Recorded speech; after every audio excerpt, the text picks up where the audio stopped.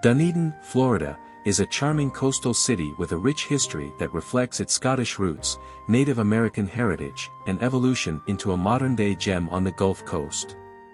The area that would become Dunedin was first inhabited by the Tocobaga people, a Native American group who thrived in the region long before European contact. They fished, hunted, and built mound complexes, living in harmony with the natural landscape.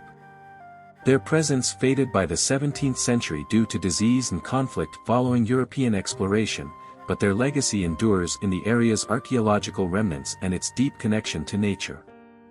The modern history of Dunedin began in the mid-19th century with the arrival of European settlers.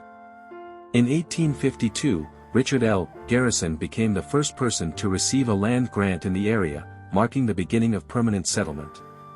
Initially called Jonesboro after George L. Jones, who owned a general store, the community's name changed in 1878 when two Scottish merchants, J.O. Douglas and James Somerville, arrived from Edinburgh, Scotland. They opened a store, purchased the local post office, and successfully petitioned to rename the settlement Dunedin, derived from Dunedin, the Scottish Gaelic name for Edinburgh. This Scottish influence remains a defining feature of the city, celebrated today through events like the Dunedin Highland Games. By the late 1800s, Dunedin emerged as a bustling seaport and trading hub.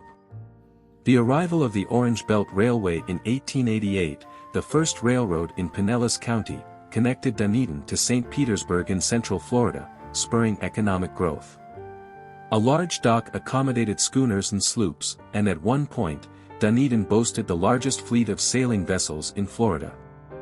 The warm climate and fertile soil also fueled a citrus boom, with orange and grapefruit groves becoming a cornerstone of the local economy. The town was officially incorporated in 1899 and became a city in 1926, reflecting its growing prominence. The early 20th century brought both prosperity and transformation. The citrus industry thrived until economic challenges, including the Great Depression, shifted the region's focus. A notable innovation from this period was the development of orange juice concentrate in Dunedin, a breakthrough that left a lasting mark on Florida's agricultural history. Meanwhile, the area's natural beauty began drawing attention. Hog Island, originally named for a hog farm, was purchased in the 1930s by businessman Clinton Washburn. After a Life magazine editor friend suggested it as a honeymoon destination, it was rebranded as Honeymoon Island, a name cemented by a contest for newlyweds. A 1921 hurricane had already split Hog Island into two, creating Caladesi Island, and both islands remain pristine natural havens today. Dunedin's evolution continued through the 20th century. During World War II, the city contributed to the war effort with the Alligator, an amphibious vessel designed to transport troops from sea to shore. In the 1960s, former Mayor Robert Longstreet revitalized the city's Scottish heritage by introducing a piping program at the local school, leading to the creation of the Dunedin Pipe and Drum Corps and the inaugural Highland Games in 1967.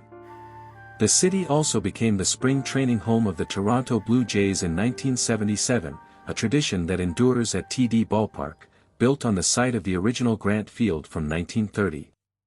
Today, Dunedin blends its historical roots with a vibrant present.